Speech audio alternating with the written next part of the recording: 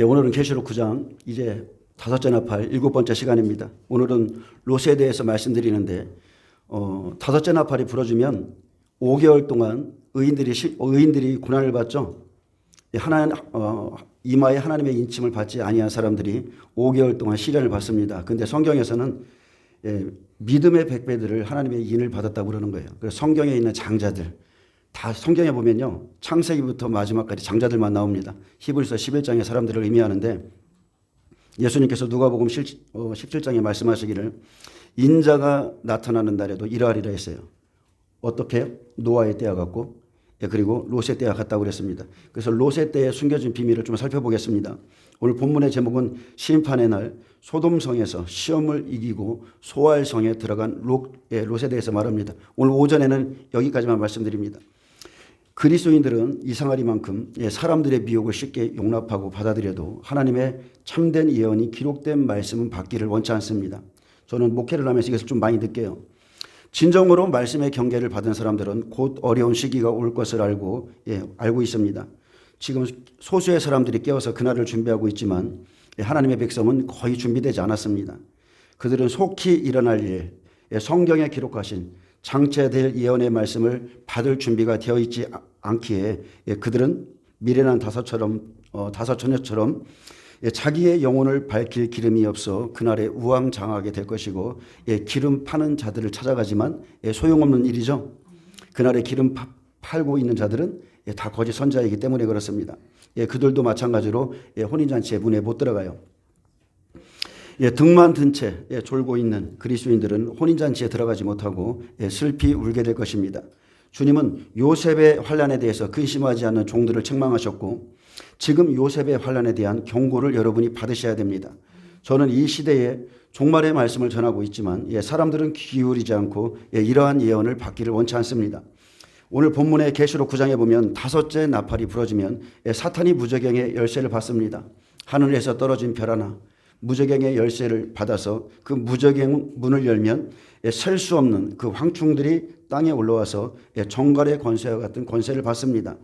그들은 하나님의 인침을 받지 아니하는 자들을 해하라는 사명을 받았고, 다만 죽이지는 못하게 하실 뿐 5달 동안 괴롭게 하는데, 그날 믿음에 떨어지는 자는 첫 번째 화를 당합니다. 그리고 사탄은 욥기를 잠깐 말씀드립니다. 저번 시간에 했던 건데, 사탄은 어느 날 하나님께 나가 욥을 참소하죠. 참소함으로 욥의 모든 소유를 치는 것을 허락받았고, 그 일을 그대로 다 시행했습니다. 여기까지가 욥기 1장이고, 욥기 2장에 또 다른 하루는 그의 생명을 해하지 말되 그의 뼈와 살을 치는 것조차 허락받았습니다. 그래서 이 시간이 바로 오늘 본문에 전하는 이제 오나팔의 시간인데, 우리는 욥기를 통해서 사탄이 허락을 받아 의인들을 시험하는 고난의 날이 준비되어 있음을 살펴보았고, 사탄이 어떻게 욥을 무너뜨리는가, 그 전략도 살펴봤습니다. 사탄은 욥의 모든 소유를 거두어 갔고, 환난의 날이 오기까지 먹고 마시던 그 자녀들을 죽였고, 다른 하루가 시작되자 욥의 몸을 쳐서 악창으로 그의 육체를 괴롭게 했고, 또 그의 아내를 통해서는 욥이 갖고 있던 그 온전함을 버리고 하나님을 욕하라 죽으라 충동질했습니다. 그리고 이 일 후에는 이제 욥의 새 친구를 통해서 욥의 새 친구를 사탄이 보내죠. 여러분, 이것을 영적으로 보세요. 왜냐하면 이때는 사탄이 욥의 모든 걸 치는 것을 허락받은 시기이기 때문에 이제 새 친구를 보냅니다.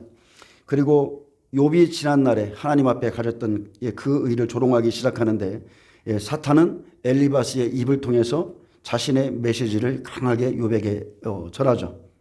예수님께서 베드로를 보면서 사탄아, 너는 나를 넘어지게 하는 자로다, 그렇게 말씀하시는 거예요.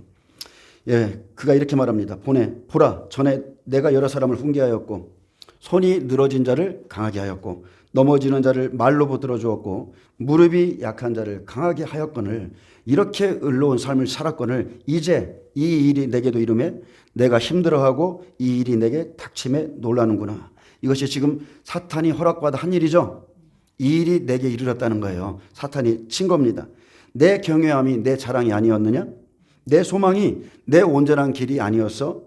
사탄은 이전에 욥이 붙들어 주었던 이들에게 임했던 그 재앙이 내게도 이르렀으니 네가 믿었던 그 신앙은 어찌 됨이냐? 내 자랑과 내 소망이었던 내 의가 어디 갔느냐? 내 경외함과 내 온전함은 분명히 잘못된 것이다. 이렇게 정죄했지만 욥은 그 몇 달의 시간 동안, 여러 달 동안 고통을 받고 있었는데 자기가 가졌던 의를 끝까지 붙들고 인내로 이기고 나왔습니다. 아멘. 사단이 정죄하는 게 뭐예요? 사람이 의로울 수 있냐는 거예요. 사람이 하나님보다 의로울 수 있느냐? 욥아, 너의 믿음은 잘못됐다. 한 번 구원은 영원한 구원이야. 그렇게 믿지 마. 그가 가졌던 이런 모든 것들을 흔들어 놓습니다. 근데 욥은 환난 중에 이렇게 고백했어요. 내가 두려워하는 그것이 내게 임하고 내가 무서워하는 그것이 내 몸에 미쳤구나. 그는 하나님의 시즌이 되면 의로운 자들에게도 재앙이 올 것을 미리 알고 있었고 복과 화조차 하나님의 은혜로 받아들인 참된 신앙을 가졌기에 그 환난 중에 입술로 범죄치 않았습니다. 그래서 저와 여러분은 욥처럼 참아야 되고 받아들여야만 하는 재앙이 우리에게 지금 다가오고 있음을 믿고 여러분 준비하고 있는 겁니다. 그날에 범죄치 않기 위해서, 입술로 하나님을 원망하지 않기 위해서. 그러므로 그날에 우리가 지금 준비되어 있기 때문에요. 그날에 우리를 향한 사탄의 계획이 다 좌절될 겁니다. 은혜가 승리합니다. 은혜로 인해서 하나님께 영광을 돌릴 겁니다. 아멘. 자, 오늘은 아브라함과 롯을 통해서 마지막 때를 살펴보고 아브라함의 신앙의 단계를 잠시 살펴보겠습니다.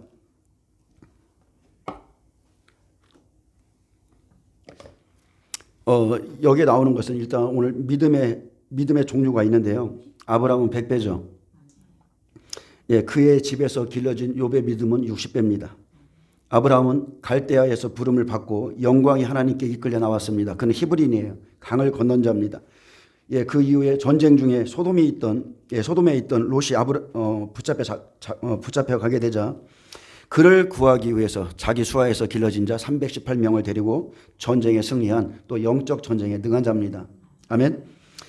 그 일로 살레망 멜기세덱을 통해서 승리를 주신 분이 천지의 주제요 지극히 높으시며 자신의 보호자와 또 능력자 되신 하나님이심을 경험하게 되죠. 여러분, 신앙은요 이론이 아니에요. 하나씩 체험된 경험을 통해서 믿음이 장성하게 되는 겁니다. 그러면서 선악을 분별하게 되고 하나님이 원하시는 것이 무엇인지를 알게 됩니다. 근데 그가 하나님을 이렇게 체험하고도 사라의 제안을 못 이기죠. 하나님이 약속을 주셨어요. 이삭을 주겠다고, 내 씨를 주겠다고. 근데 사라의 제안에 못 이겨서 육신의 자녀 이스마엘을 낳고 그렇게 육신에 취해 있던 시간이 13년입니다. 근데 그 13년 동안 하나님은 아브라함의 얼굴을 비추지 않았습니다. 육신에 취해 있으면 하나님이 나타나질 않아요. 근데 17장에 보면 이제 하나님의 목적을 위해서 아브라함이 99세 때 말씀으로 찾아오셨습니다. 여러분, 우리 하나님은 찾아오신 하나님이죠. 창세 때부터 계속 에덴 동산에서부터 마지막 순간까지 자기 백성을 찾으시는 하나님이십니다. 오셔서 나는 전능한 하나님이라 자신을 계시하시고 아브라함의 이름을 아브라함에서 아브라함으로 새롭게 하셨고 할례를 명하셨고 내년 이 시기라는 기간을 주셨고 그때 이삭을 줄 것을 말씀하시고 가셨습니다. 이때부터 이제 피 흘리는 짐승의 약속이 아니라 아브라함의 몸에 피 흘린 할례의 실체가 있게 되자 18장에서 나그네를 영접하는 사건으로 뭘 보여줘요? 하늘에 계신 하나님뿐만이 아니라 인성으로 오신 하나님, 사람의 모양으로 오신 하나님을 영접하고 교통하는 모습을 보여줍니다. 아멘. 언제 이후에요? 할례 이후에. 우리도 저와 여러분도 예수님의 피로 구원받죠. 그러면 성령이 우리에게 오시죠. 똑같습니다. 그리고 오셔서 아들을 주겠다는 그 말씀이 너무나 어처구니가 없어서 17장에서는 사라가 웃었고 그리고 17장에서는 아브라함이 웃었어요. 18장에서는 그 말 듣고 사라가 웃었습니다. 그렇게 자신들은 스스로 할 수 없는 존재임을 확증하기까지 하나님께서 그 오랜 시간을 기다려 줬습니다. 저와 여러분이요, 주님의 일을 스스로 할 수 있다 생각한다면 아직 아무것도 할 수 없는 자임을 믿으시길 바랍니다. 여러분, 스스로 할 수 있어요? 아무것도 할 수 없어요. 신발끈 들기도 못하는 겁니다. 주님이 없으면 못해요. 하나님께서 오셔서 내년 이맘때 기한이 이를 때에 내게 아들이 있으리라 정확하게 말씀했습니다. 여러분, 예언은 정확한 거예요. 이 시대 수많은 예언자들이 나오는데 그들의 예언은 두리뭉실합니다. 그것은 가짜예요. 자기 마음에서 내는 겁니다. 하나님의 말씀, 하나님의 예언의 말씀은 정확하게 시기까지 알려줘요. 내년 이맘때 내게 아들이 있으리라. 이것이 실제적인 계시고 하나님이 일하시는 방법입니다. 주 여호와께서는 자기의 비밀을 그종 선지자들에게 보이지 아니하시고서는 결코 행하심이 없으시리라. 아멘. 이 말씀하신 대로 자기의 벗된 아브라함에게 숨기지 않으셨고 내년 이맘때 이삭을 주리라 알려줬습니다. 마찬가지로 이 시대에도 자기의 종과 또 벗에게는 예수님께서 곧 강림하실 것을 알려주겠어요? 안 주시겠어요? 여러분 알려주세요. 구약에 성령이 없었을 때도 주의 음성을 선지자들이 다 들었어요. 주의 종들이 다 들었습니다. 하물며 성령이 여러분 안에 계신데 주의 음성을 못 듣는다는 것은 그가 그만큼 영적으로 하나님과 막혀 있다는 뜻이고 친밀함이 없다는 뜻이에요.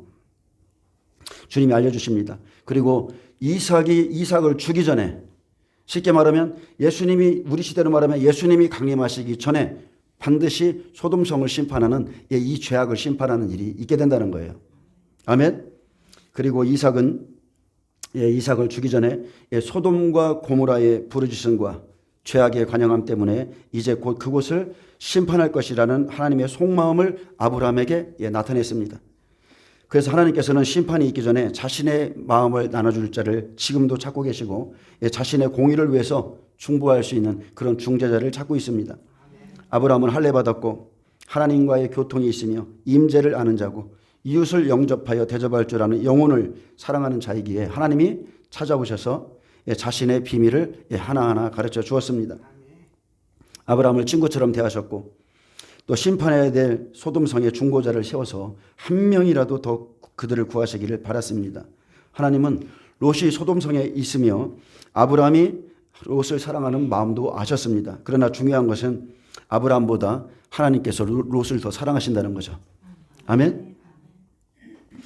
저와 여러분이 내 자녀들 아무리 사랑해도요, 저도 마음이 찢어지는 고통을 많이 겪었는데 하나님이 내 자녀를 사랑하는 것보다 덜 사랑하는 거예요. 아멘. 아브라함에게 하나님 마음을 비춰주셔서 아브라함아, 내 조카와 내 친척들이 그곳에 있지 않느냐, 내가 찾는 의인들이 거기 있지 않느냐 하면서 소돔성에서 상한 마음으로 탄식하고 있는 롯을 염려하셨고 아브라함을 세워서 소돔성 안에 있는 롯의 가족과 의인들을 이제 중보하도록 계시한 겁니다. 그래서 먼저 성경을 보면 항상 100배가 하나님의 계시를 먼저 봤죠. 하나님의 말씀을 먼저 봤습니다. 그리고 60배의 고난을 위해서 중보하고 그들을 이끌어냅니다. 다니엘이 먼저 시험받는 게 아니라 다니엘의 세 친구가 먼저 시험받고 아브라함이 먼저 시험받는 게 아니라 롯이 먼저 시험받습니다. 자, 하나님은 지금도 의인에 대한 중보를 원하시고 영혼을 위해서 기도하는 자들과 함께 일합니다. 또한 하나님은 저와 여러분을 사용하셔서 우리를 통해서 많은 사람들이 돌이켜서 옳은 대로 돌아오기를 원하고 계십니다. 또한 우리는 북한 땅을 위해서 기도해야 되고 또 하나님의 교회를 무너뜨리는 악한 정부와 또 지도자들이 그들이 또한 하나님께 돌아오길 기도해야 되며 또한 무너지길 기도해야 됩니다. 그래서 기도는 다른 게 아니죠. 내가 할 수 없기에 전능하신 하나님께 맡겨서 하나님이 일하시게 하는 통로가 바로 기도입니다. 자, 하나님께서는 소돔성에서 아브라함의 간절한 탄원과 또 중보로 롯을 구원했고 애굽에서는 모세와 함께 동역하셨으며 또 로마에서는 예수님과 함께 동역했습니다. 하나님은 반드시 사람과 함께 일하세요. 그래서 소돔성에 들어간 이 두 사람은 두 천사를 의미하죠. 두 천사를 기록해놨는데 왜 그러냐면 이들이 율법 안에 있기 때문에 그래요. 자, 율법을 받은 백성은 천사가 들어갑니다. 그런데 복음을 받은 사람들은 하나님의 성령이 임하시죠. 기한이 이르고 이삭이 오기 전에 심판받을 소돔성처럼 주님이 오시기 전에 세상은 이와 같습니다. 소돔같이 어두워지고 동성애로 물들고 그렇게 돼야 돼요. 근데 초림에 예수님이 오시기 전에 이스라엘 백성은 400년 동안 영적으로 소돔과 같은 밤을 보내고 있었습니다. 근데 마지막 때도 주님께서 강림하시기 전에 롯의 때와 같다 했는데 이스라엘의 예루살렘 성이 어떻게 된다고 그랬어요? 계시록 11장에 보면 그 성은 소돔과 같고 애국과 같다 했습니다. 하나님은 노아의 때와 롯의 때처럼 심판의 날이 오기 전에 친히 자기의 종과 또 선지자들에게 찾아오셔서 숨기지 않고 이 일을 계시해 주시고 지금 우리가 오늘 보고자 하는 노아의 때는 여러분 모형이에요. 모형. 앞으로 내가 이렇게 이 일을 하겠다. 여기에는 많은 비밀이 숨겨져 있습니다. 성령께서는 어느 시대보다 예수 그리스도의 계시를 통해서 주님의 재림이 가까이 다가왔음을 알리셨습니다. 무엇으로요? 말씀이에요. 그래서 가장 중요한 것은 계시록 1장 3절에 보면 이 예언의 말씀을 읽는 자와 듣는 자와 그 가운데 기록한 것을 지키는 자는 복이 있나니 때가 가까이 왔습니다. 말씀입니다.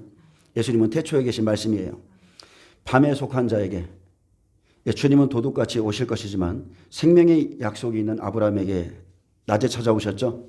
그가 복음이기 때문에 낮에 찾아오는 거예요. 사마리아 여인에게 낮에 찾아가듯이 아브라함에게 낮에 찾아오셨고, 자, 하나님의 말씀을 받아서 시대를 분별하는 자들은 소돔과 롯을 위해서 기도하게 돼 있습니다. 죄악의 성에 거주하는 자기 가족들을 위해서 지금 깨어서 기도하게 되어 있어요. 그래서 중보자로 그 가족 중에 가장 믿음이 좋은 아브라함을 택하신 것이고, 저와 여러분에게도 지금 이 시대에 이런 마음의 부담을 나눠주고 있는 겁니다. 그럼에도 불구하고 주의 뜻을 알고도 기도하지 않는 것은, 여러분 기도하지 않는 것은 하나님 앞에 죄를 범하는 겁니다. 여러분 기도하세요. 성령이 오시면 우리의 어느 부분에 오세요? 성령이 오시면 주와 합하는 자는 한 영이라고 그랬죠. 성령이 오시면 우리의 영 가운데 오세요. 마음입니다. 마음. 그리고 그분이 오시면 첫 번째 불같이 혀같이 갈라진 것이 오죠. 우리의 혀에 임하는 거예요. 그래서 우리의 언어를 붙잡으시고 방언을 통해서 영으로 하나님께 기도할 수 있도록 우리를 그렇게 도우시고 있는 겁니다. 아브라함은 소돔성에 있을 의인과 롯을 위해서 기도하는 모습으로 비춰주지만, 자, 마지막 때의 모습으로 비춰본다면 소돔과 애국과도 같은 예루살렘에 실제 들어가서 의인을 찾아 건져내는 일은 누가 합니까? 이방인 두 증인이죠. 아브라함과 같은 믿음의 100배 온전한 두 증인이 일할 것을 지금 두 천사로 보여주는 겁니다. 두 천사, 두 사람으로 보여주는 거예요. 창세기 18장 16절에 보면 그 사람들이, 그 천사죠. 그 사람들이 사람의 몸을 입고 온 천사예요. 여기서는 사람이라고 그러고 소돔성에 들어갈 때는 천사로 비유해놨어요. 그 사람들이 거기에서 일어나서 소돔으로 향하고 마지막 때는 이스라엘 예루살렘 성입니다. 아브라함은 그들을 전송하려 함께 나가니라. 여호와께서 이르시되 내가 하려는 것을 아브라함에게 숨기겠느냐. 환란이 시작되기 전, 자, 이제 백배들에게 하나님의 뜻을 숨기지 않고 알게 하시죠. 곧 소돔성이 멸망할 것과 여호와 하나님의 정의와 공의를 시행하실 것을 말씀하시므로 이제 아브라함이 중보할 이유를 찾게 하신 겁니다. 내가 지금 중보하지 않으면 저 성 안에 있는 내 조카와 그 안에 있는 의인들은 멸망할 것이다. 중보할 이유가 생겨야 돼요. 여러분에게 동기부여가 돼야 됩니다.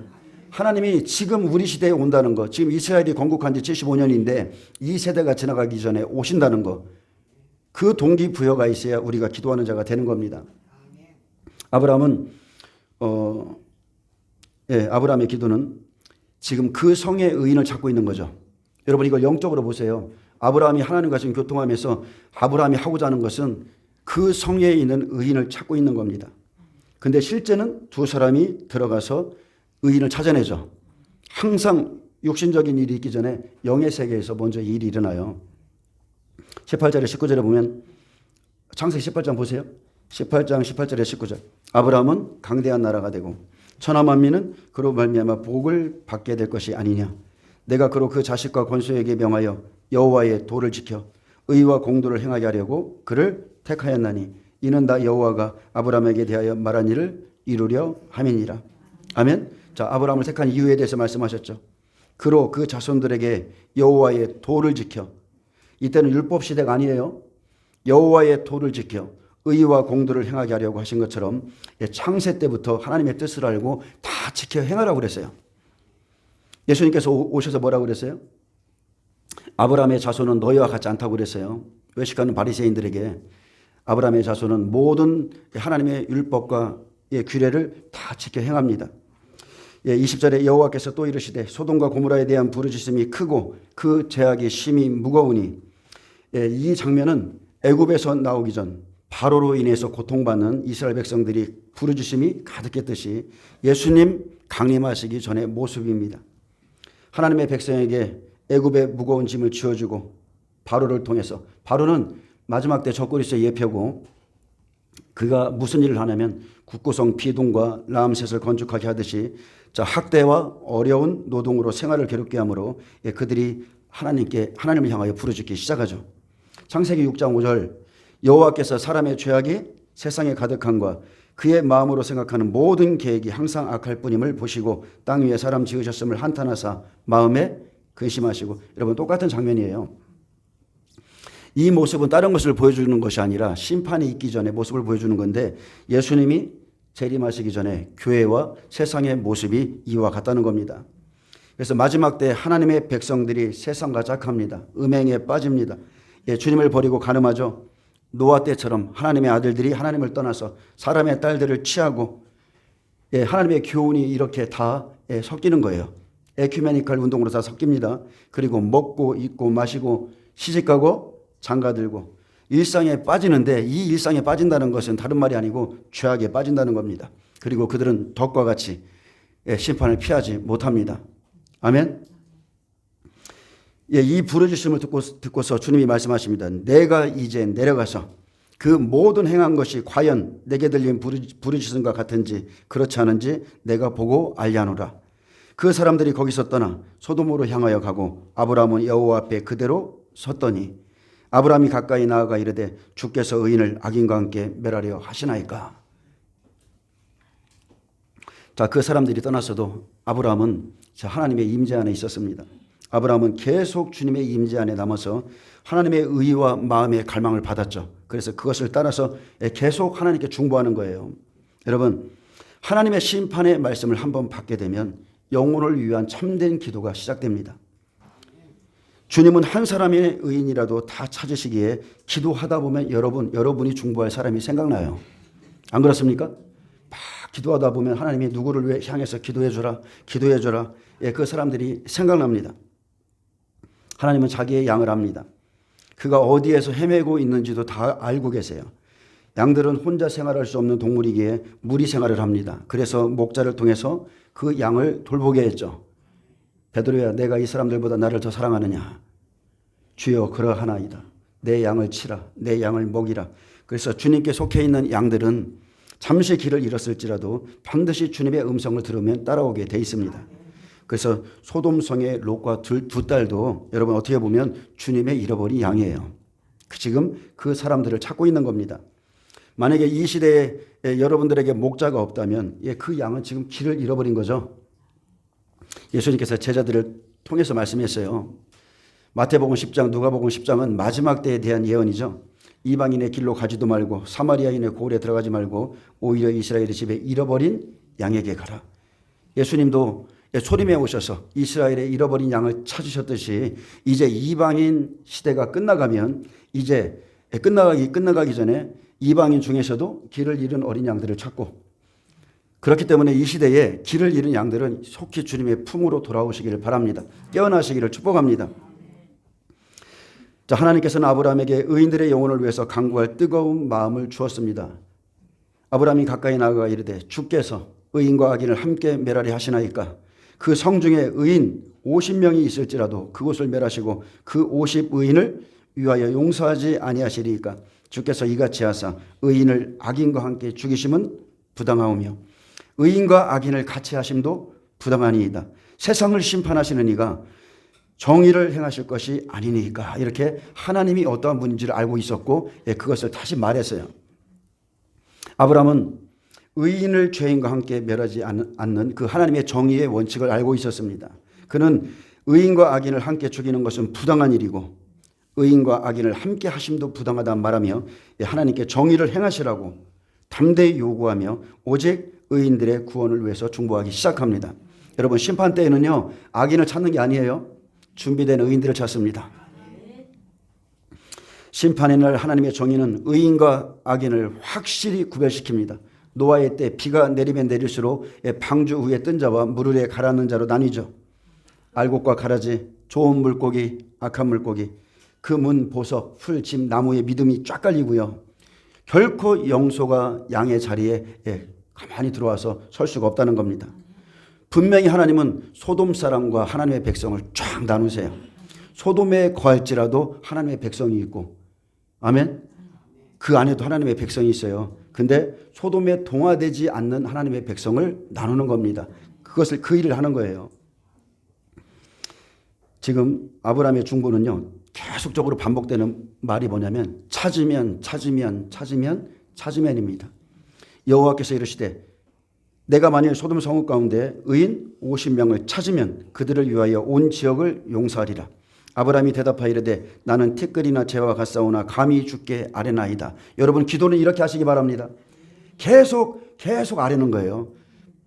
하나님이 내가 이렇게 기도하면 하나님이 좀 기분 나빠하지 않을까? 여러분, 그게 아니고 영혼들을 위해서는 과감하게 구하시기 바랍니다. 50의인 중에 5명이 부족하다면 그 5명이 부족함으로 말미암아 온 성읍을 멸하시니까 이르시되 내가 거기서 45명을 찾으면 멸하지 아니하리라.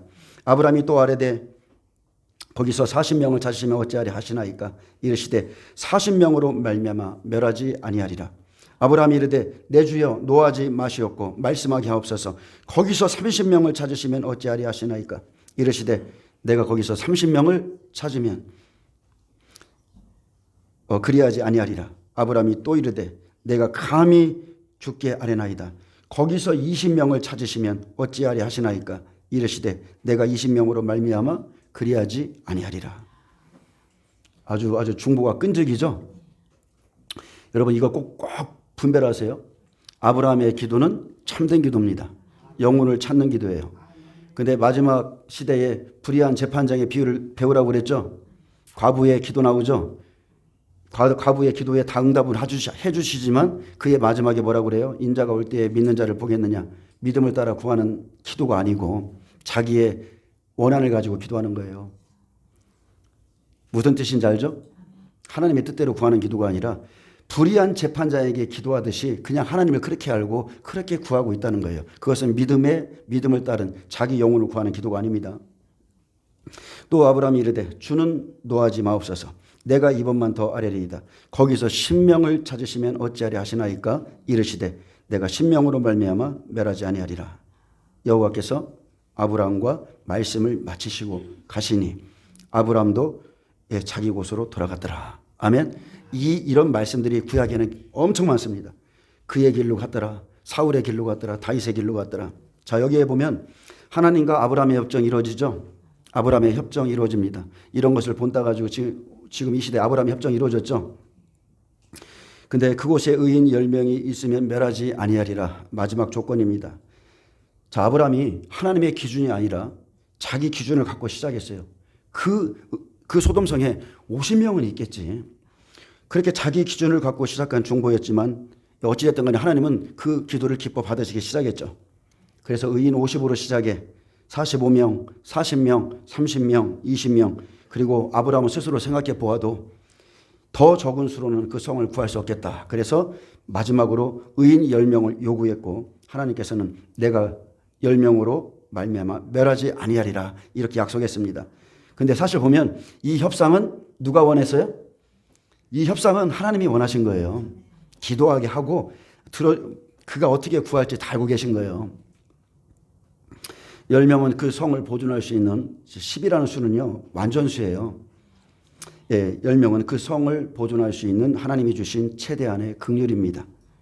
소돔은 타락한 곳의 대명사죠. 동성애, 낭교, 수간, 성폭행, 소아성애 등 이상 성욕자들의 도시였습니다. 그 도시는 마지막 때의 모습이에요. 심판하기 전의 모습이에요. 근데 여러분 보세요. 그 성에 5만 명이 산다고 하면 가정하면 50명은 1000분의 1이죠. 10명은 5000분의 1이에요.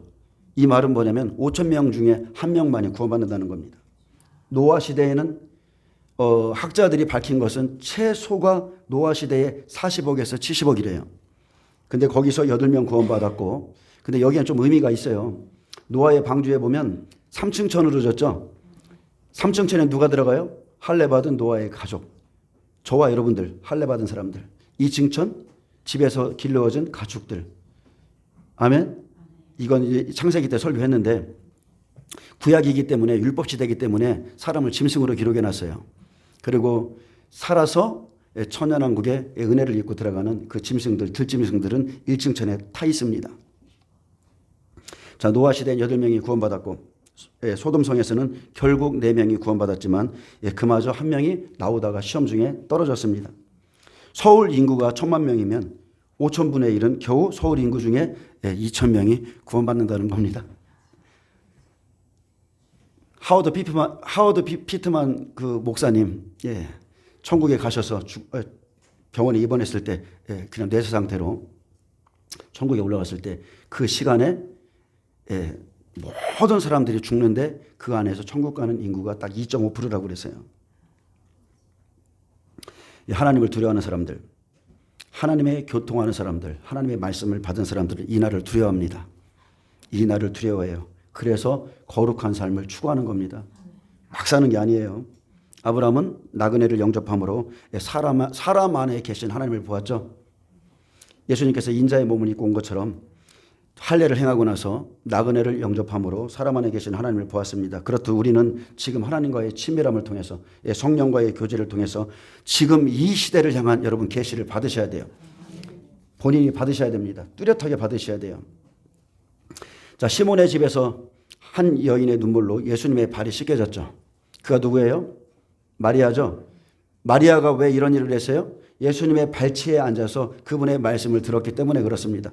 마르다가 열심히 분주하게 예수님 섬긴다고 일할 때에 마리아는 예수님의 말씀을 받았어요. 그래서 그분의 죽으심의 때를 알 수 있었고 그래서 눈물로 그분의 발을 향유옥합을 깨서 씻겼죠. 근데 이 일이 아브라함의 장막 안에서 하나님의 발이 먼저 씻겨졌다는 겁니다. 아브라함의 장막 속에서. 자, 아브라함은 하나님을 경외했고 여호와의 임재 앞에 홀로 있었고 더 가까이 나아가 주께서 의인을 악인과 함께 멸하리 하시나이까 이렇게 물었습니다. 우리가 반드시 알 수 있는 것은 이렇게 친밀한 관계는 반드시 할례를 받은 후에 옵니다. 할례 받은 자의 장막, 할례 받은 자의 이 육신은요 성령이 거하는 전이죠. 물과 피와 성령의 은혜를 다 맛보아 누릴 수 있습니다. 그래서 이삭이 오기 전에 소돔의 죄가 진멸된 것을 보이셨기에 이제 예수 그리스도의 강림 전에 이 일이 일어나죠. 우리가 할 일은 여러분 미리 소돔과 같은 우리 마음을 성령의 불로 다 태우는 겁니다. 아멘. 여러분의 심령을 거룩한 임재의 처소로 만드셔야 돼요. 하나님이 거하시는 곳, 찾아와 말씀하는 곳, 오늘 성령의 불 받으시길 바랍니다. 만약 지금까지 하나님을 오랜 시간 쫓아왔지만 지쳐있는 분 계십니까? 그러면 힘을 내시기 바랍니다. 왜요? 하나님은 여러분에 대한 계획 아직 마치지 않았어요. 내가 지쳐있고 소돔성에서 지쳐있고 그들로 인해서 아파하고 있는데 하나님의 계획은 아직 끝나지 않았습니다. 아브라함이 죽은 것 같고 사라가 기능을 잃었을 때 그때서야 이삭을 주셨습니다. 지금 내 힘의 한계를 경험하고 있다면 여러분이 지금 이제 전능하신 하나님을 만나게 될 때입니다. 아멘. 놀라운 일이 일어날 거예요. 예수님께서 사랑하셔서 마리아와 마르다의 가정을 자주 찾으셨죠. 그런 친밀함이 있는 자에게 자기의 때를 가르쳐 주시고 주님의 오심을 준비하게 할 겁니다. 주님과 지금 이 시대요. 마지막 종말의 말씀을 들으면 더 무엇에 힘써야 돼요? 기도와 주님의 임재 안에 거하는 법을 여러분 배우셔야 돼요. 그게 가장 중요합니다. 세상의 말 듣는 것보다 주님의 임재에 거하는 게 옳은 거예요. 자, 창세기 19장 보겠습니다.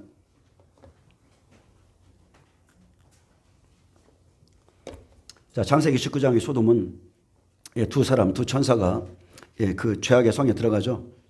소돔이라는 것은 마지막 때 계시록 11장에 나오는 이스라엘 성 예루살렘 성을 의지합니다. 근데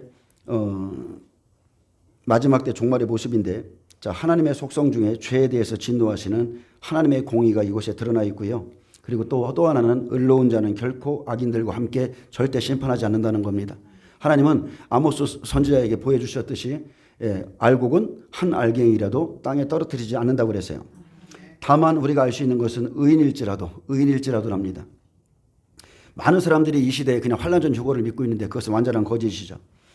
다만 의인일지라도 그 성에 천사가 들어가는 날, 쉽게 말하면 우리 시대로 말하면 두 증인이 이스라엘 땅에 들어가는 그날은 모든 의인들이 시험을 받죠. 모든 민족에게 고난을 받는다고 그랬어요. 근데 그 가정 중에 롯과 같은 60배들 오나팔 5개월 동안 고난을 받고 나면 두 증인이 그들의 손을 잡아서 그 소돔성에서 이끌어내죠. 이 일이 마지막 때 그대로 일어납니다. 그리고 의로운 자를 다 구원하시고 악인들은 멸망합니다. 하늘에서 불과 유황이 떨어지죠. 후 3년 반 대접장이 다 넘어가요. 자, 창세기 19장은 마지막 때 모습입니다. 자, 저녁 때에, 이것은 날이 저물 때에 한 시대가 끝나는 것을 의미하고요. 그 두 천사가 소돔에 이르니, 마지막 때는 예루살렘 성이에요. 소돔과 같다고 그랬습니다. 자, 마침 롯이 소돔 성문에 앉아 있다가 그들을 보고 일어나 영접하고 땅에 엎드려 절하매요. 자, 하나님과 아브라함의 협정이 이루어지고 나면 이제 두 천사, 두 증인, 두 사람이 심판의 복음을 가지고 소돔성에 들어가듯이 마지막 때 한일의 언약이 맺어지고 나면, 자, 두 증인이 계시록 11장에 보니 11장 8절에 뭐라고 써 있어요? 영적으로 소돔과 애굽이라고 하는 이스라엘 땅에 들어갈 것을 말하고 있습니다. 그때 아브라함은 장막에 있었죠. 롯은 소돔성의 성문에 앉아 있었습니다. 이건 영적으로 차이가 있는 겁니다. 영적으로 본다면 아브라함은 지성소에 있는 백배, 롯은 성소신앙으로 선악을 분별하는 자입니다. 저녁 때 롯에게 오신 것처럼, 자, 롯이 있는 것은 율법성이죠. 율법은 밤을 의미하죠. 밤이 지나고 아침이 오니, 마지막 때에 왜 제가 이 얘기를 하냐면, 자, 하나님께서 여호수아 성을 여호수아를 통해서 여리고 성을 무너뜨렸죠. 그것을 세우는 자는 저주를 받으리라고 그랬습니다. 근데 예수님이 오셔서 다시 그 성을 또 무너뜨렸죠. 율법성을 또 무너뜨렸어요. 근데 마지막 시대에 그 율법성이 세워지면 한일회가 시작되는 거예요. 아멘. 그 성은 밤에 있고 율법성입니다. 짐승의 제사를 드리기 위해서 세우는데, 이제 3달만 있으면 그 삼성전을 세우기 위해서 제사장들이 2000년 만에 태어난 붉은 암송아지를 잡아서 그 재를 가지고 이제 제사장을 세우는 일을 시작합니다. 여러분, 4달 남았어요. 또한 그 어둠은요, 소돔 주민들의 영적인 타락과 부패를 상징하고, 또 하나님을 두려워하진 소돔 주민들에게 임할 극렬한 하나님의 심판이 시작될 것을 시사하고 있습니다. 자, 예수님께서 뭐라 하셨냐면, 누가복음 12장 35절에 인자가 올 때 이렇게 하고 있으라고 그랬어요. 허리에 띠를 띠고 등불을 켜고 서 있으라. 너희는 마치 그 주인이 혼인집에서 들어와 문을 두드리면 곧 열어주려고 기다리는 사람과 같이 되라. 주인이 와서 깨어있는 것을 보면 그 종이 복이 있으리라. 주인이 혹 이경에나 혹 상경에 이르러서도 그 종들이 그같이 하고 있는 것을 보면 그 종들이 복이 있으리로다. 롯은 그 밤중에 그 성문에 깨어서 앉아 있었습니다. 아멘. 예수님의 말씀대로 롯은 깨어있는 종이죠. 성경에서 롯을 정의할 때 우리는 아브람과 롯이 함께 가다가 재물이 많아서 헤어지고 심판 전에 소돔성의 그 아름다운 들녘을 보고 그가 그리로 가서 단순하게 이렇게 육적으로 생각해요. 아닙니다, 여러분. 복음이 들어가는 것을 보여주는 거예요. 아브람과 사도행전에 보면 갈라서죠. 바울과 누가 갈라서요? 둘 나누죠. 갈라서는 거예요. 증인들이. 그것을 보여주는 거예요. 그것을 아브람과 이삭이 나눠진 것은 복음이 지금 흘러가는 소돔성에 들어가야 그들이 구원받잖아요. 그것을 보여주고 있는 겁니다. 자, 멸망받을 도시에 그가 앉아 있었지만 그분 아브라함의 신앙을 배웠기에 불법한 자들과 함께 있지 않았고, 그는 그곳에서 구별된 삶을 살았고 그 밤에도 깨어 있었습니다. 롯은 그냥 한마디로 말하면 소돔성의 빛이었어요. 성문에 앉아 있다는 것은 그가 재판장의 역할을 하고 있고 그가 지도층이었으며 선악을 분별하고 말하는 자였기에 이후에 그들에게 뭐라고 하죠?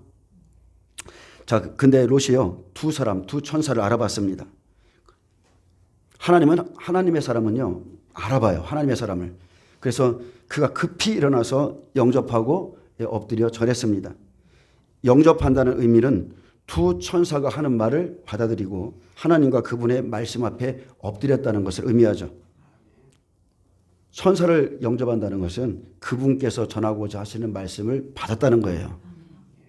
이 일은 사도행전 10장에도 잘 나타나 있습니다. 자, 천사의 지시로 고넬료의 집에 있던 베드로가 들어갔습니다. 근데 고넬료가 맞아서 베드로를 보자마자 발 앞에 엎드려 절한 것과 같은 장면입니다. 그리고 고넬료가 뭐라 했어요? 이제 우리는 주께서 당신에게 명하신 모든 것을 듣고자 하여 다 하나님 앞에 있나이다. 베드로의 말씀을 듣고자 엎드려 맞이한 것처럼 롯은 두 사람을 하나님을 맞든 맞이했고 그들을 자신의 집으로 영접해 드렸습니다. 베드로후서 2장 6절에서 8절에 보면 소돔과 고모라 성을 멸망하기로 정하여 제가 되게 하사 후세에 경건하지 않은 자들에게 본을 삼으셨으며 이 무법한 자들의 음란한 행실로 말미암아, 자, 무법이라는 것은 마음에 하나님의 법이 없다는 거예요. 이들의 음란한 행실로 말미암아 고통당하는 의로운 롯을 건지셨으니 이는 이 의인이 그들 중에 날마다 거하여 날마다 저 불법한 행실을 보고 들으므로 그 의로운 심령이 상함이라. 예, 그 성에는 여러분 잘 보세요. 오직 하나님은 의인만 찾으세요. 의인. 롯은 의인이에요. 주께서 경건한 자들은 시험에서 건지시고 또 불의한 자들은 형벌 아래에 두어 심판날까지 지키리니.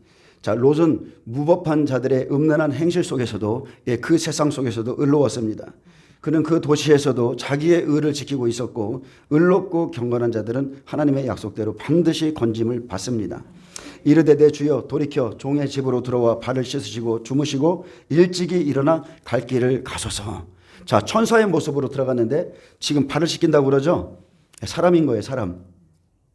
그들이 이르되 아니라 우리가 거리에서 밤을 새우리라. 롯이 간청하매 그제서야 돌이켜 그 집으로 들어오는지라. 롯이 그들을 위하여 식탁을 베풀고 무교병을 구우니 그들이 먹으니라. 자, 두 사람에게 자신을 낮추고 발을 씻고 주무시고 가라 말한 것은 롯이 지금 복음을 영접하는 것과 태도를 보여주는 거고요. 그 성에 사람의 모습으로 온 천사를 보여주고 바로 이 시기가 마지막 시대 두 증인과 천사들이 함께 일하는 모습을 보여주는 겁니다. 두 증인의 사역기간 1260일로 정해놓으셨죠. 그래서 거리에서 밤을 새워서라도 택하신 의인들을 찾고자 하였고 롯이 간절히 간청함으로 의로운 롯의 장막에 들어갑니다. 아멘. 예수님이 뭐라고 하셨어요? 인자는 머리 둘 곳이 없다고 그랬죠. 예수님도 3년 6개월이라는 공생의 시간을 하나님이 아예 딱 정해놓으셨기 때문에 머리 둘 곳 없이 구원받을 자를 그렇게 찾으러 다니셨고요. 마태복음 10장 11절에 보면 마지막 때 모습을 보이셨죠. 어떤 성이나 마을에 들어가든지 그 중에 합당한 자를 찾아내어 너희가 떠나기까지 거기 머물라 했습니다. 롯은 합당한 자죠. 그 도시에서 합당한 자예요. 그가 식탁을 베풀고 자, 무교병에 떡을 내놨습니다. 무교병은 누룩이 없는 거예요. 온전한 말씀을 받은 자죠. 이 무교병은 누룩 없는 영적인 대화요. 예수님으로 인해서 의의 말씀을 나누고 있었지만 자, 롯이 무교병을 만들고 있는 동안에 그 식탁에 누가 안 보여요? 롯의 아내가 보이지 않았습니다. 자, 세상을 뒤돌아 보았던 롯의 아내, 자기 목숨을 부지하기 원했던 롯의 아내는 자, 롯의 장막 안에서조차 영적으로 하나가 되지 않은 상태였고 자, 천사들이 들어와 준 그 복음조차 받지 못했습니다. 여러분, 구약은 천사가 일하고요, 신약에서는 성령이 일하시는 것을 보여주는 거예요. 신의 산에서는 천사가 전하여 준 율법이라고 그랬죠, 사도행전에. 예, 그래서 복음은 해라고 그러는 겁니다. 예수님이 친히 찾아오셔서 주셨기 때문에. 구약은 달입니다. 자, 4절 보겠습니다. 그들이 눕기 전에 그 성사람 곧 소돔 백성들이 노소를 막론하고 원근에서 다 모여 그 집을 에워싸고 롯을 부르고 그에게 이르되 오늘 밤에 내게 온 사람들이 어디 있느냐 이끌어내라 우리가 그들을 상관하리라. 자, 이곳을 보면 하나님은 소돔을 심판하시기 전에 소돔의 실상과 소돔 사람들이 멸망한 이유를 드러내셨죠. 그들은 남색자들입니다. 그들은 동성애자들이에요. 간음자들이고 다른 육체를 따라가는 자들이라 했습니다. 자, 이성 없는 짐승과 같이 음란한 행실로 인해서 영적으로는 죽어 있는 자들이고 그냥 생명이 없어요. 먹고 입고 마시고 부귀영화 그냥 땅의 정욕대로 살며 그냥 세상과 간음한 자들이라 보면 됩니다. 그래서 마지막 시대는 하나님이 심판이 임하기 전에 쫙 갈라놓죠. 끼리끼리 영끼리 모이게 하시는 거예요. 영끼리. 그래서 소돔에 늙고 젊은 사람들이 함께 모여 소리치면서 우리가 그들을 상관하겠다. 이 원문은 야다라는 뜻이에요. 야다. 이 뜻은 우리가 너희를 이제부터 성적으로 경험하겠다. 이 소리고요. 소돔성의 성적인 타락은 어린아이, 어른 모두에게 다 나타났습니다. 그래서 소돔성의 백성들은 남자의 모습을 하고 들어온 그 천사들의 아름다운 모습을 보고 정욕이 일어났고 사람들이 보는 데서도 공개적인 성행위를 하겠다고 그렇게 아우성을 쳤습니다. 근데 롯은 이 시련 속에서 그들을 내주지 않았다는 거예요. 그 두 사람, 그 두 증인, 복음, 예수 그리스도를 내주지 않았다는 거예요. 그리고 그 사람들 앞에서 시인하는 겁니다. 시인. 반드시 마지막 때에는 시인함으로 구원받습니다. 자, 전 세계에서 동성애가 가장 급속히 많아지는 곳, 전 세계에서 에이즈가 가장 최고로 많아진 곳이 어디예요? 아니에요. 대한민국입니다. 대한민국이 가장 많이 에이즈와 동성애가 많은 곳이에요. 그리고 지금 NCCK, 교회협의회, 교회뿐만이 아니고요. 여당, 야당 할 거 없이 차별금지법을 통과시키고자 계속 그러죠. 요번에도 누구야? 그 한동훈이가 영입한 사람, 그 사람이 원래 차별금지법을 통과시키려고 했던 사람이에요. 여러분, 여당, 야당이 지금 없어요. 또 그 다음에 하나님의 거룩한 땅 이스라엘입니다. 지금 이스라엘의 텔아비브, 이 시대의 동성애자들부터 동성애자들의 낙원이다. 그곳이 텔아비브예요. 하나님의 거룩한 땅에서 해마다 전 세계에서 가장 큰 동성애 축제가 열리고 그렇게 하고 있기 때문에 우리는 지금요 롯의 때처럼 불심판이 내리기 전의 모습을 이스라엘을 통해서 지금 보고 있는 겁니다. 이스라엘은 하나님의 시간표죠. 이대로 이루어집니다. 그대로 이루어져요. 자, 롯을 부르고 그에게 이르되 오늘 밤에 내게 온 사람들이 어디 있느냐 이끌어내라. 우리가 그들을 상관하리라. 그래서 마지막 때는 소돔에 속한 백성들, 겉으로는 하나님의 백성인 것 같은데 소돔에 동화된 사람들, 아니면 땅에 속한 사람들, 간음하는 자들이 두 천사와 두 증인들을 자기 손에 넘겨달라 이렇게 말하는데, 마지막 때 우리가 알 수 있는 것은 두 증인은 1260일 동안 기근과 재앙을 선포한다고 그랬죠. 말하는 대로 된다고 그랬어요. 그들이 말하면 불이 내려오고 아무 때든지 원하는 대로 땅을 치는 권세를 하나님이 주신다고 그랬죠.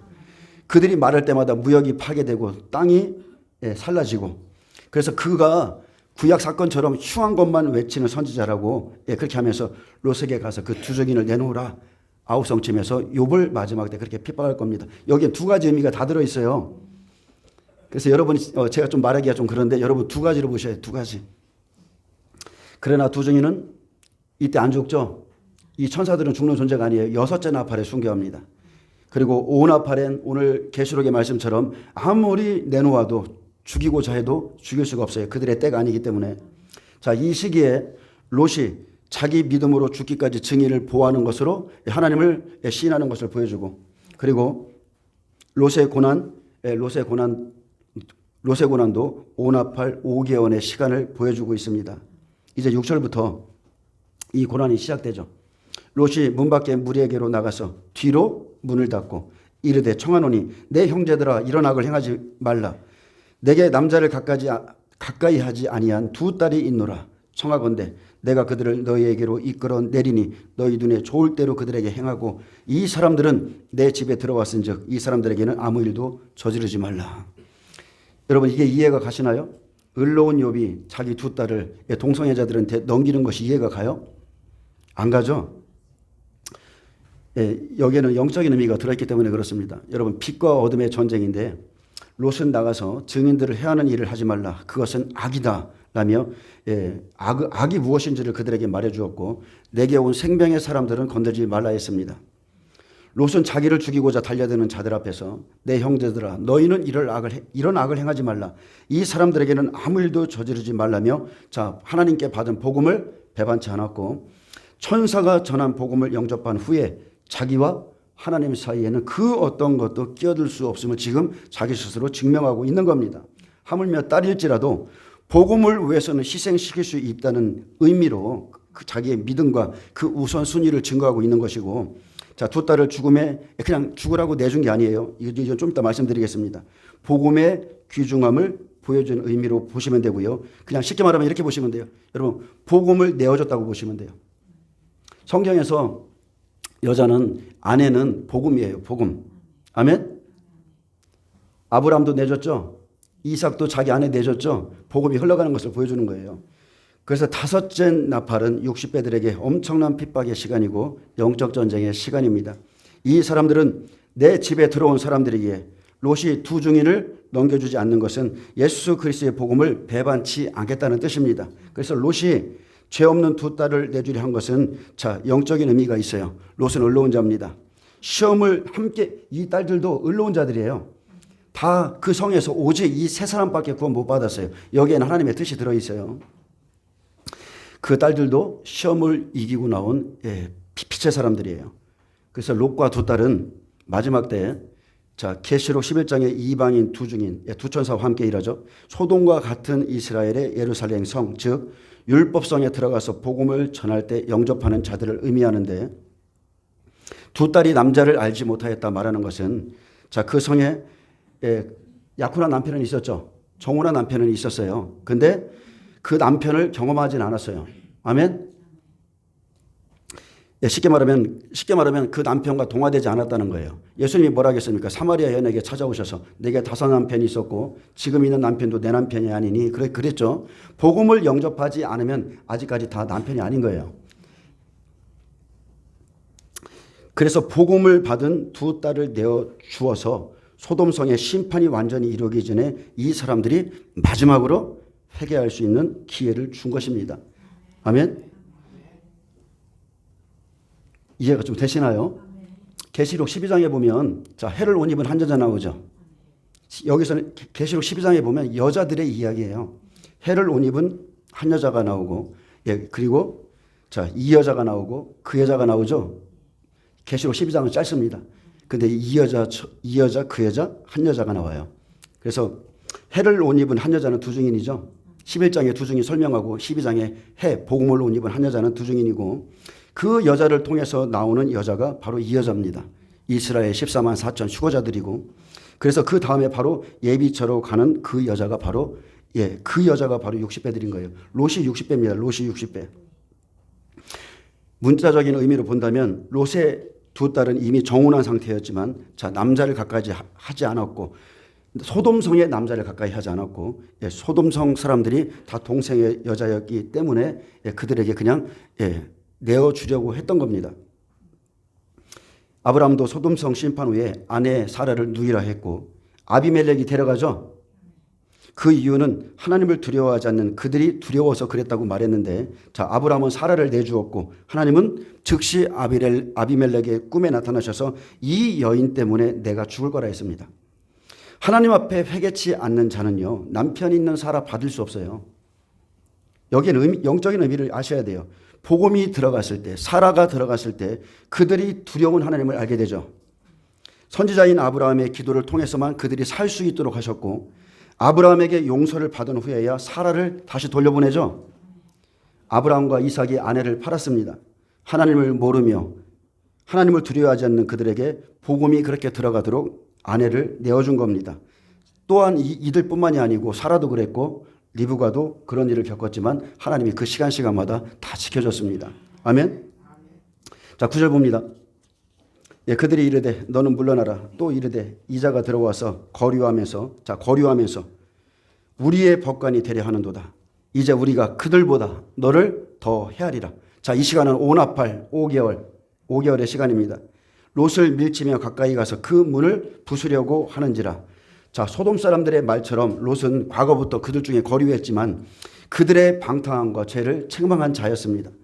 두 증인의 복음을 받고 롯의 믿음은 시험되어졌고 롯에게 이제 직접적인 고난이 시작되죠. 이것이 계시록 오나팔인 겁니다. 이제 우리가 그들보다 너를 더 헤아리라. 롯을 밀치고 가까이 가서 그 문을 부수려고 했습니다. 그래서 두 증인을 내어주지 않는 자가 롯과 같은 60배가 될 것이고, 이들은 오나팔에서 5개월 동안 죽고 싶어도 죽지 않고 죽음이 피해가는 고난을 받지만, 자, 자기 믿음을 이 시기에 지키고자 하는 자는 절대로 죽지 않습니다. 5개월 동안 하나님이 강권적으로 그들을 죽이지 못하게 하시고 지켜주신다고 그랬어요. 죽음이 피해가는 날이라 했습니다. 여기에서는 천사가 두 사람의 모습으로 일하듯이 악한 자들의 배후에도, 자, 소돔 사람이 있죠. 쉽게 말하면 무저갱에서 풀려난 그 황충들이 그 사람들 속에서 들어가 역사하고 엄청난 두려움이 엄습하는 그 영적 전쟁의 시간에 성령의 힘과 능력으로, 자, 인도하심을 받고 있다는 겁니다. 그래서 5개월 시험을 견디고 그 시험에서 믿음을 인정받은 자는, 자, 환난 중에 초자연적인 역사로 그들의 인도를 받아서 소활성으로 들어가죠. 여러분, 우리가 마지막 때는 밀실에 들어간다, 예비처로 들어간다, 산에 들어간다, 이 의미가 똑같은 거예요. 그것은 오후에 좀 설명하겠습니다. 자, 10절 봅니다. 그 사람들이 손을 내밀어 롯을 집으로 끌어들이고 문을 닫고, 자, 끝까지 믿음을 지키는 롯을 위해서 두 증인이 롯을 집으로 손을 잡아서 끌어들이고 문을 닫고 나면 이게 중요해요. 이제 두 증인을 통해서 하시는 천사 사역들이 나타나죠. 문 밖에 무리가 대소를 막론하고 그 눈을 어둡게 하니 그들이 문을 찾느라 헤매었더라. 자, 그 성에서 의인들은 다 찾았어요. 이제 하나님이 원하시는 아브라함이 중보했던 그 의인들 다 찾았습니다. 이제 그들을 해할 수 없어요. 이제 천사 사역이 시작돼요. 그들의 눈을 어둡게 하는 겁니다. 쉽게 말하면 열왕기하 6장 18절에 보면 엘리야가 기도할 때 아람 군대가 쳐들어오잖아요. 아람 군대의 눈을 하나님이 어둡게 하죠. 아람 사람이 엘리야에게 내려오매 엘리사가 여호와께 기도하여 이르되 원하건대 저 무리의 눈을 어둡게 하옵소서 하매 엘리사의 말대로 그들의 눈을 어둡게 하신지라. 자, 그 시대의 증인의 말을 통해서 사람들의 눈을 어둡게 하신지라. 엘리사가 그들에게 이르되 이는 그 길이 아니요 이는 그 성읍도 아니니 나를 따라오라. 증인이 인도해서 끄집어내는 거예요. 내가 너희를 인도하여 내가 너희를 찾는 사람에게로 나아가리라 하고 그들을 인도하여 사마리아에 이르니라. 자, 사마리아에 들어갈 때에 엘리사가 이르되 여호와여 이 무리의 눈을 열어서 보게 하옵소서 하니 여호와께서 그들의 눈을 여심해 그들이 보니 자기들이 사마리아 가운데 있는지라. 근데 영적으로 눈이 열리지 않은 사람, 하나님의 뜻을 모르는 사람이 어떻게 말합니까? 아람 사람들의 군사와 말과 병거가 성읍을 에워쌌을 때 그때 엘리사 밑에 있었지만 그 두려워하던 사원의 고백은 내 주여 우리가 어찌하오리까 우리가 죽게 생겼습니다. 이것이 영안이 열리지 않은 사람들의 말이에요. 하나님의 뜻을 모르는 사람들의 말입니다. 그때 하나님의 사람 엘리야가 두려워하지 말라. 우리와 함께한 자가 그들과 함께한 자보다 많으니라. 이렇게 기도했고 여호와여 원하건대 그의 눈을 열어 보게 하옵소서. 여호와께서 즉시 그 청년의 눈을 여시니 불말 불병거 천사가 그 산에 가득하여 엘리사를 두른 것을 본 겁니다. 여러분 마지막 때 초자연적인 사역이 일어난다고 분명히 말씀하셨어요.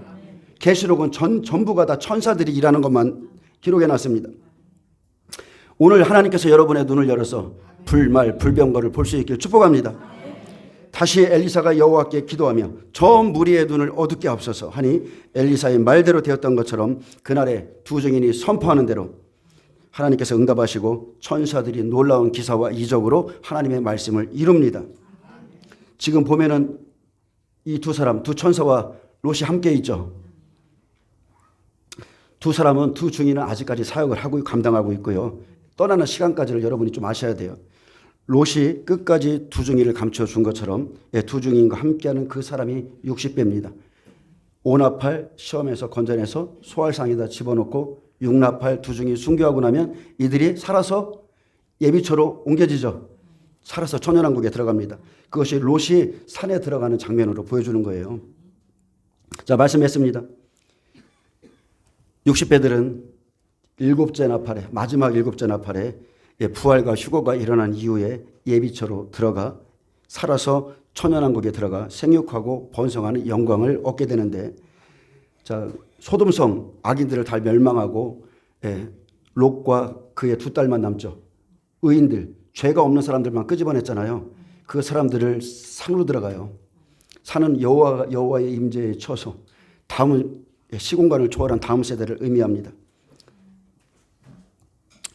우리 앞에는 믿음에 따른 각각의 시험이 준비되어 있습니다. 여러분 각자 시험을 이기시고 주님께서 여러분을 위해서 예비하신 그 영광을 다 볼 수 있기를 축복합니다. 기도합니다. 주님 감사합니다. 주님 우리의 눈을 여시고 우리를 깨닫게 하셔서 구약에서부터 쭉 말씀하신 앞으로 하나님이 행하실 놀라운 일들을 알 수 있고 준비할 수 있는 사람들이 되게 하여 주옵소서. 감사하며 예수님의 이름으로 기도합니다. 아멘. 자, 하나님께 영광 박수 올려드립니다.